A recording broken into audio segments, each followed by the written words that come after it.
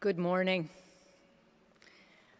My sincere thanks to Pamela, my fellow board member of the National Unitarian Universalist Buddhist Fellowship, for inviting me here, partly so I could experience your extraordinary music.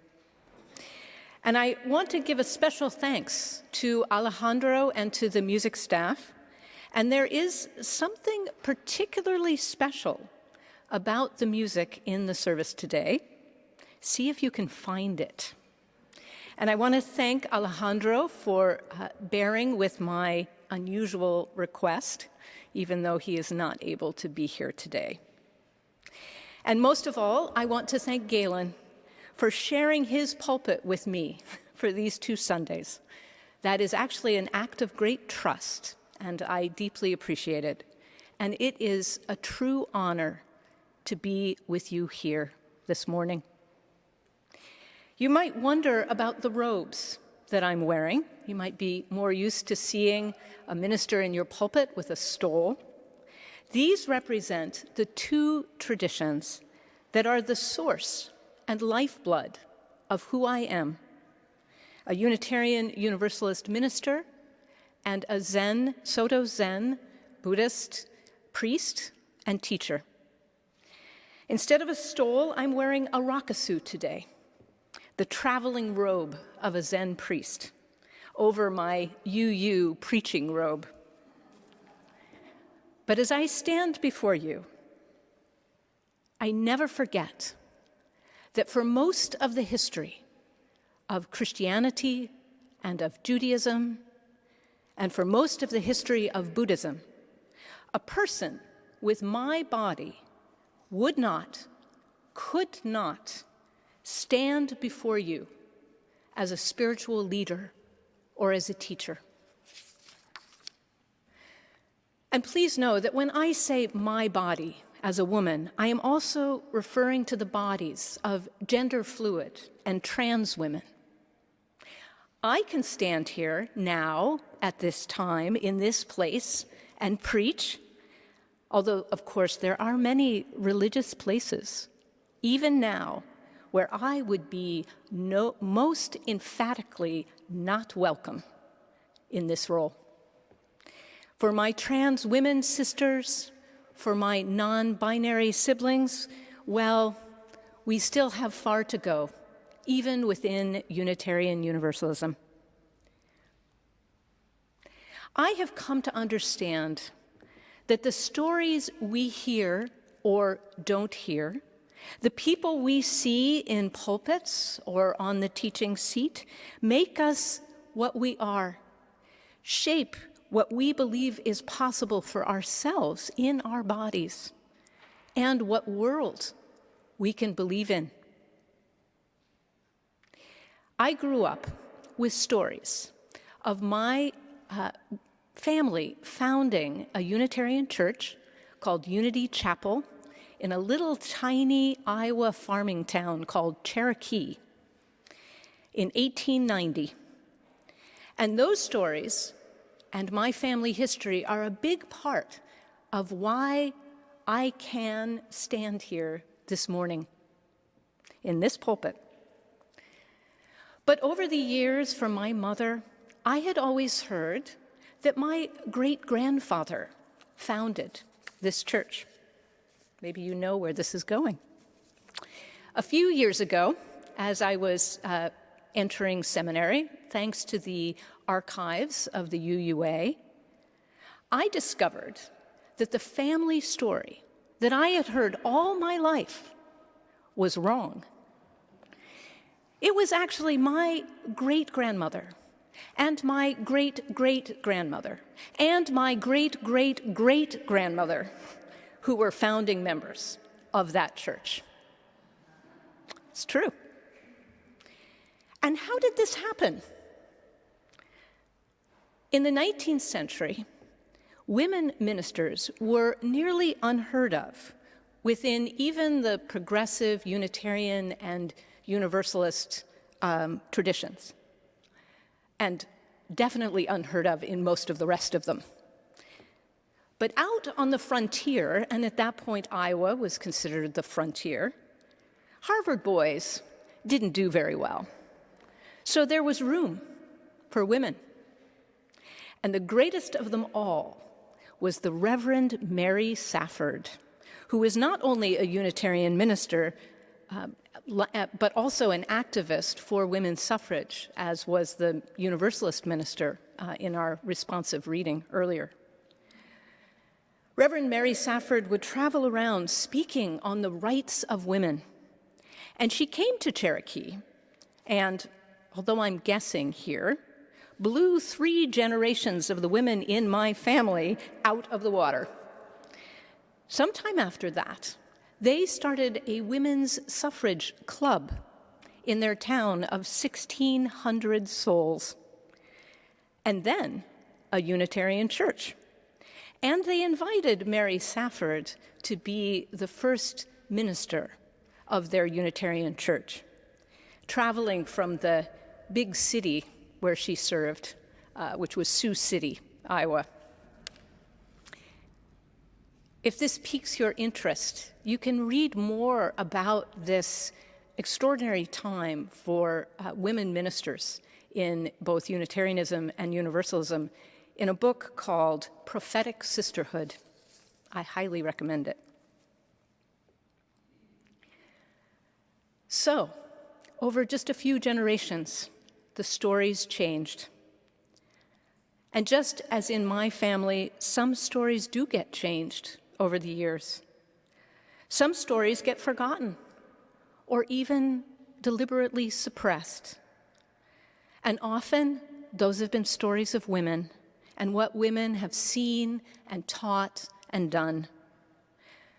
By the 1920s, at the end of Reverend Mary Safford's life, there were no working Unitarian Universalist ministers, Unitarian women ministers or Universalist. They were separate at that point.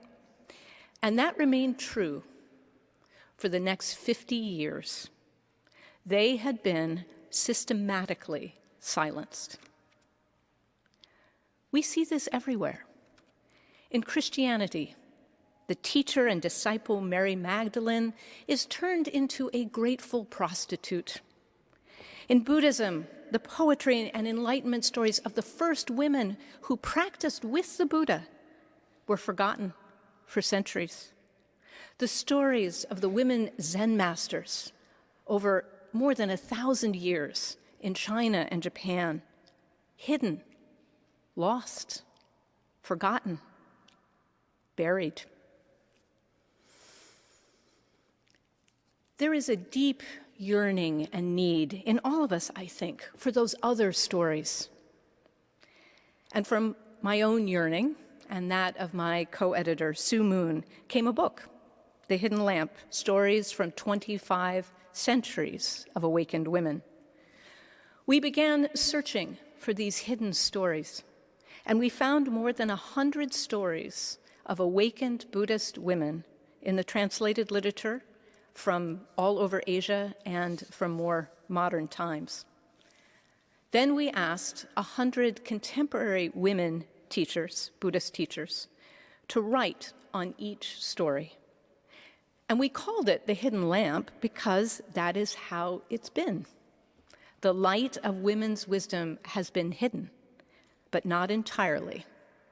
Because light, if you've ever noticed, has a way of coming through every barrier, of seeping through the cracks. And indeed, since the book was published in 2013, it has magnified that light. So today, I want to tell you 3 stories from The Hidden Lamp. And if you like these stories, regardless of whether you're a meditator or a Buddhist or not, I hope you will consider coming to the retreat that I'm offering next Saturday. I promise it will be very gentle, and we will have an opportunity to encounter other stories from The Hidden Lamp and do contemplative writing and dialogue around those stories. The first story is from the time of the Buddha, 2,500 years ago. It's about a woman disciple of the Buddha and her encounter with Mara, who is the Buddhist personification of confusion and delusion. Perhaps you too have heard sometime Mara's whisper, telling you that you are not worthy, not capable. So here's the story. The Nun Soma was a disciple of the Buddha. One day she was deep in meditation beneath a tree in a forest grove. Mara, the lord of delusion, approached her, cloaked in invisibility. He whispered in her ear, "Because a woman has a naturally limited consciousness, and the realm of wisdom is so hard to reach, no woman has the ability to attain it." Soma recognized Mara and rebuked him, saying, "How could a woman's consciousness be a hindrance when her heart is set on liberation? Am I a woman in these matters or a man? This question has no power over me. Mara, be gone." And he was gone. I love this story. I love it because I've heard my own versions of Mara's whisper many times. The other reason I love this story is Soma's clarity and power. When we began working on this book, I wondered perhaps if this was too audacious a project. Perhaps we were not sufficiently qualified. Others wondered out loud to us as well. But I knew that this book needed to be in the world. These stories and their wisdom needed to be heard. We were midwives for these stories coming back into the world. And Soma and her sisters inspired us not to give up. Mara, be gone. So here's another story. This one is from ancient China, about 1,000 years ago. Once a monk on pilgrimage met an old woman living alone in a hut. The monk asked, "Do you have any relatives?" She said, "Yes." The monk asked, "Where are they?" She answered, "The mountains, rivers, and whole earth, the plants and trees are all my relatives." I have a certain affinity with this old woman. I spent much of my life before going into ministry as a field biologist, walking, sometimes alone, in the deserts and mountains of the West. In this story, the monk doesn't know what to make of this old woman. How could a woman so weak and defenseless survive alone without male relatives to protect her? Remember, this was ancient China. Isn't she frightened? Isn't she lonely? But like Soma in the first story, she doesn't buy his story. And she's right. We all know this now, right? Everything in this world is made of the same stardust. Modern science tells us that we share DNA with every living thing on this planet. Take just a moment to feel that earth beneath your feet, the sky above, the humans and animals all over the world that are, without exception, your relatives. We are never truly alone. And my last story comes from the 20th century. Deepa Ma was a Buddhist woman from India who lived an extraordinarily difficult life. She was married at the age of 12, and for many years she was unable to conceive a child, a disaster for a traditional Indian woman of her time. When she was finally able to carry a child to term in her 30s, 2 children died soon after birth, and then her husband. She went nearly wild with grief and turned to Buddhist practice as she raised her one remaining daughter, Deepa. And Deepa Ma's name means mother of Deepa. Because of her affinity and power and probably desperation of her Buddhist practice, she became a great teacher. And as an old woman, she moved to the slums of Calcutta and taught there in a tiny apartment. And in the early 70s, some of those wandering Americans who were looking for spiritual wisdom in India stumbled across her and heard her teachings. And later, they brought her to America to teach.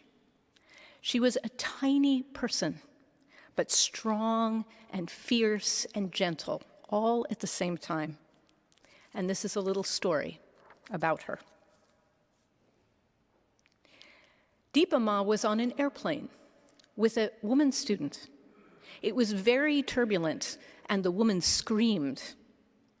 Deepa Ma was sitting across the aisle and took her hand and held it. Then she whispered, "The daughters of Buddha are fearless." What did she mean? Some people have wondered, was she scolding her student for being afraid? I don't think so. I think she was talking about the kind of fearlessness and courage that arises right in the middle of your fear. It is our willingness to move into our fear and uncertainty instead of away from it that makes us fearless. And we need each other. We need each other for this work. Deepa Ma took her hand and whispered to her. This is a very different whisper than the one Mara gave to Soma thousands of years before. This is the whisper of love, of standing with another in their fear, of seeing the innate strength in another person and calling it forth. This is what we can do for one another. We can believe in each other's fearlessness and freedom and call it forth. Thank you.